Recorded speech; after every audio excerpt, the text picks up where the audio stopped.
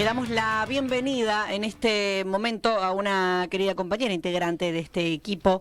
Ella es Natalia Salvo, le decimos aquí cuando la presentamos para esta columna, nuestra abogada del pueblo. ¿Cómo le va, Nati? ¿Cómo estás, Úrsula? ¿Cómo andan todos y todas? Ya extrañaba que me llamen así. Bueno. ¿Cómo están? Bien, aquí iniciando este feriado de carnaval en un año, bueno, en un momento muy turbulento de la Argentina y bueno, siempre hablamos con vos, obviamente temas que tienen que ver con el ámbito del Poder Judicial, pero también de los derechos laborales, y en este caso queríamos hablar, Nati, un poquito. Estuvimos, charlando, repasando lo que pasó con la ley ómnibus esta semana, pero sí queríamos conversar con vos sobre el otro elemento que tramita un poco dentro del Poder Legislativo, o que en realidad pretenden ahí frenar, y un poco también, obviamente, en el ámbito del Poder Judicial por los amparos que ha tenido. Me refiero al DNU hoy oficial. ¿Qué es lo que va a pasar? ¿Qué es lo que está pasando? Bueno, este DNU quedó completamente desguazado. Creo que el primer rasgo político es que tanto este DNU como la ley ómnibus mostraron y evidenciaron el fracaso político en términos de reforma del Estado por parte del gobierno de Milei, por lo menos una reforma inminente. Y en materia laboral ya sabemos que está suspendido en instancias ya finales, digámoslo así, porque la misma Cámara Nacional de Apelaciones del Trabajo se expidió sobre el fondo, no ya sobre la medida cautelar, y bueno, por supuesto que el gobierno apeló, pero digo desguazado, porque en materia de prepagas, en materia también respecto de otras modificaciones, está caído a nivel judicial. O sea, parece mentira, ¿no? Pero el Poder Judicial jugó preponderantemente para advertir que se trataba de una arbitrariedad y una destrucción de derechos fenomenal. El DNU, que trataba una diversidad de temas. Claro. Entonces, me parece que actualmente en la situación que está, recordemos que el decreto de necesidad de urgencia es un instrumento legislativo por parte del presidente. El presidente no legisla, sino que administra y ejecuta. Por eso es una herramienta de uso excepcional. ¿Y quién verifica si esta herramienta pasa el tamiz de la Constitución o no? Bueno, inicialmente la Comisión Bicameral de Seguimiento de Trámite Legislativo. Hay mucho lío, digámoslo así, con esto, porque todavía no se designaron los diputados necesarios para integrar esa comisión bicameral. De hecho, los diputados de Unión por la Patria, cuando se empezó a debatir la ley ómnibus, era lo que le pedían al presidente de la Cámara, Martín Menem, y por supuesto hacían oídos sordos. Y bueno, y ahora la solicitud de que sea tratado en el recinto, porque habiendo pasado más de 10 días, ¿no? Es un decreto del 20 de diciembre del año 2023. Sí. Pasaron los 10 días que establece la Constitución. Recordemos que aquí rige la ley 26.122, que es la que regula el trámite de los DNU, y el decreto sigue, entre comillas, vigente. Claro. Con un incumplimiento, desde mi punto de vista, de funcionario público, no solamente respecto del presidente de la Cámara de Diputados, sino también que así mismo fue solicitado con la vicepresidenta de la Nación. Entonces, yo creo que la instancia judicial queda de alguna forma la instancia judicial, pero también la maniobra política, ¿no? De poder tratarlo en el recinto y que caiga definitivamente. El DNU no es una ley, con lo cual no es que se va a poder votar como la ley ómnibus, se vota de plano un totum. Bueno, creo que el análisis es primero el fracaso político, y después que las formas jurídicas no son tan ociosas como parecen, o no es lo mismo respetarlas que no. De alguna forma, cuando se ata lo político con lo jurídico, como en este caso, no se pueden franquear tan fácil las reglas de la institucionalidad y de la democracia. Sin embargo, Nati, a pesar de esto que valorás como fracaso, lo que están pidiendo justamente desde el Frente de Todos es su tratamiento. De hecho, le han puesto una fecha, o se planteaba que se tratara el próximo 15 de febrero. Es decir, al parecer, digamos, el tratamiento por esa vía para lo que vos decís, bueno, rechazarlo en ese caso, pero eso es lo que viene pidiendo por lo menos una parte de la oposición. Claro, y por eso digo, qué evidente que no quieren cumplir con las reglas de la democracia a gran escala, ¿no? Y desde ya en este caso con lo que es la ley 26.122 y la Constitución Nacional, porque es la oposición la que tiene que convocar al recinto para poder no dejar este DNU en un limbo jurídico, ¿no? Porque esto es una práctica, el famoso freezer que viene desde el macrismo. ¿Y qué pasa si quedara en un limbo político? Bueno, yo lo que considero, por eso hablé de la solución judicial, lamentablemente, ¿no? Porque el protagonismo que ha tenido de un tiempo a esta parte el Poder Judicial es por la ineficacia del Poder Político para resolver cuestiones que no son justiciables, ¿no?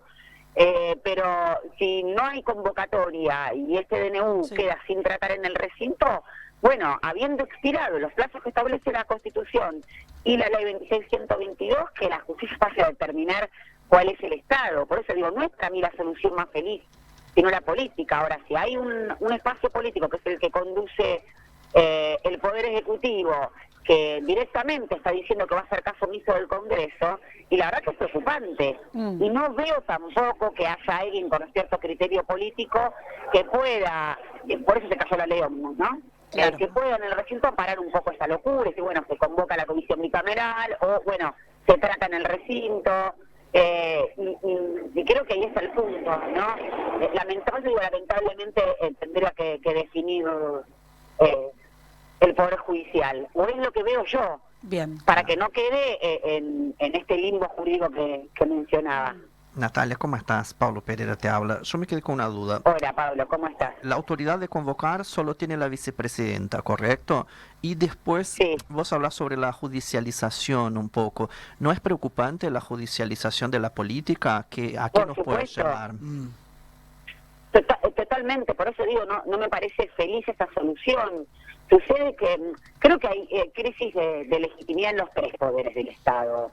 No tiene que ver con un poder político, Cristina lo llamó la insatisfacción democrática. Hay algo en la estructura del Estado moderno que ya no puede captar y resolver la problemática de la complejidad social. Bien, ahora, el protagonismo que está teniendo justamente el poder no menos político porque no tenga lógica de poder en el medio, sino menos político porque no pasa por el escrutinio popular. Y que se debata la política en ese poder judicial me parece preocupante. Lo que pasa es que, habiendo arribado al gobierno un espacio político que directamente denota la política, que directamente dice que el que no piensa como ellos es un traidor, que estigmatiza, que persigue, que disciplina, que no trepida en decir que van a meter presos o que van a utilizar el uso de la fuerza, que tienen mensajes de odio. Entonces, en ese contexto, la actuación del Poder Judicial pasa a ser central. Digo, y pienso, por ejemplo, en la resolución de la suspensión del DNU en materia laboral.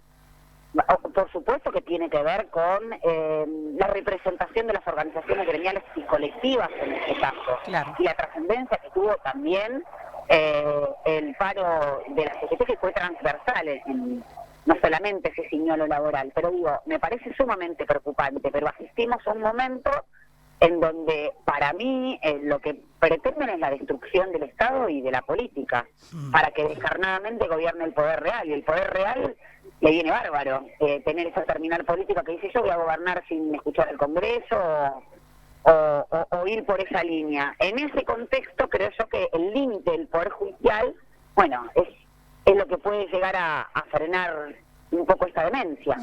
Nati, Leo Martín te saluda, ¿cómo andás? Te consulto, Hola. ¿qué pasa jurídicamente, por ejemplo, con hoy el DNU está vigente, alguien tomó decisiones de acuerdo al DNU vigente y después lo rechazan ambas cámaras y deja, bueno, no finalmente no tiene fuerza de ley. ¿Qué pasa en ese caso con las decisiones tomadas en el momento donde sí estuvo vigente? Bueno, si son decisiones judiciales tomadas, ¿vos te referís a decisiones judiciales o, por ejemplo, decisiones empresariales tomadas Decisiones antes de empresariales, concretamente.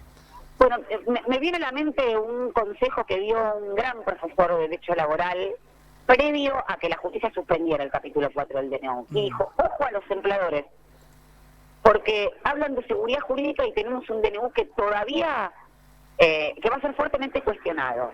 Esas decisiones van a caer desde ya, no hay norma.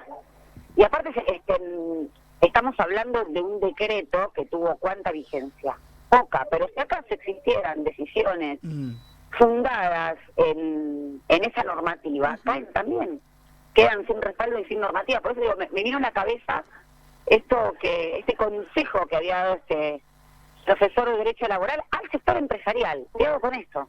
Claro. Muchas veces hablan de seguridad jurídica. Bueno, lo que hacen este tipo de instrumentos es crear más inseguridad jurídica. Sucede que ellos identifican la seguridad jurídica con la seguridad de su patrimonio y su rentabilidad de ganancia. Claro. Ese es el punto. Y esto crea un gran caos también jurídico. De hecho, hay sentencias judiciales que mencionan, aun cuando el decreto está suspendido en la parte laboral, por lo menos que es el ámbito de mi expertise, que no van a tratar la cuestión relativa al decreto teniendo en cuenta su suspensión. Lo mencionan sin siquiera las partes mencionan. Entonces esto genera más inseguridad jurídica porque es una norma precaria en su emisión, pero también en su contenido, claramente inconstitucional. En algún momento, de hecho, por lo menos se dejó trascender, volviendo a la cuestión de la legislación laboral, Nati, que el gobierno estaba evaluando la presentación efectivamente de una reforma laboral. Hablamos de una reforma laboral regresiva. ¿Tenés información al respecto? ¿Sabés si es así? Sí, tenía entendido que es así, no tengo duda, porque la verdad que la materia laboral es trascendental para un gobierno que viene a acumular, a ayudar o a coadyuvar a acumular más ganancias al capital concentrado. Sabemos quién redactó el capítulo 4 del decreto de necesidad de urgencia, los grandes grupos de los sectores empresariales. Entonces el contenido va a ser el mismo, hacer las relaciones laborales más arbitrarias, que el derecho laboral sea una excepción y no un derecho en general. Con esto me refiero a darle prevalencia a figuras no dependientes, de no trabajo dependiente, el fraude, el famoso fraude laboral, o lo que hace 30 años llamó el banco de horas y hoy también, para que no existan las horas extras. Cómo descuartizar al derecho del trabajo, dejarle una especie de esqueleto para que parezca que todavía existe, pero en definitiva sacarle su razón de ser y su propósito, que es proteger a las personas que trabajan. Claro. Las normas nunca dicen explícitamente que van a destrozar derechos, porque tenemos un principio constitucional que es el principio de progresividad en la adquisición de derechos, y que en materia de derechos humanos no se puede regresar en esa adquisición de derechos. Sin embargo, se plantea como una necesidad de modernización, y así con todo. Fíjense que si no siempre necesitan apelar a que hace falta un cambio de cuajo en este país, que los valores, en definitiva lo que pretenden es la destrucción de los derechos de la mayoría. Tengo entendido que quieren una reforma laboral, fíjense que similar a lo que hizo Macri, ¿no? En las elecciones de medio término presentó una reforma laboral, con la movilización fue perdiendo fuerza y después hicieron 4 proyectos de ley distintos que tampoco pasó el camino legislativo, pero básicamente el contenido es siempre el mismo. Lo que se pretende es hacer un mundo laboral con poco control para los derechos de los trabajadores, para que el capital gane más. Por último, Nati, va a quedar la profundización seguro para otra conversación con vos, pero en este caso, cambiando un poco de tema, si queríamos pedirte una mirada, una reflexión respecto del anuncio, en este caso, de la cartera de seguridad a cargo de Patricia Bullrich, respecto de la habilitación del uso de armas de fuego a las fuerzas federales. Bueno, todo este sistema que recién venimos hablando sobre las relaciones de trabajo, las relaciones productivas, no cierra sin el uso de la fuerza, no cierra sin la famosa represión. Este es un gobierno que lo tiene claro y por eso puso todas las fuerzas de seguridad del Estado, la giró en torno al propio pueblo para disciplinarlo en esos reclamos. Acá en la ciudad de Buenos Aires hay una ley que impide que en caso de movilizaciones se utilicen armas de fuego, y que incluso recordarán que fue el propio Macri que mencionó una jueza que en el marco de la movilización por la reforma previsional en aquel diciembre del 2017 dijo que con estos jueces no podíamos continuar porque lo que hizo fue respetar la ley. Claro. Y la utilización de armas de fuego en ese contexto, por supuesto que tiene un sesgo no solamente arbitrario y cruel, sino desde el punto de vista incluso anticonstitucional. Creo que quieren materializar un poco el proyecto del famoso protocolo antipiquete. Ahí lo ponían en torno a las movilizaciones específicamente, pero ahora lo van a ampliar a cualquier tipo de modalidad que asuma el reclamo popular. Y eso es lo preocupante, porque la verdad que los muertos siempre los pone en campo nacional y popular cuando se trata de gobiernos neoliberales. Natalia Salvo, aquí en Fede Sucias y Malas en Radiográfica. Te mandamos un abrazo, te agradecemos, sabemos que estás también entre reuniones, así que fuerte abrazo, Nati, que tengas buen fin de semana y buen feriado largo, mirá. Bueno, igualmente para ustedes siempre es un placer. Le mando un abrazo enorme. A quien escuchaban es a Natalia Salvo, ella es de la corriente de abogados y abogadas laboralistas 7 de julio, parte de este programa.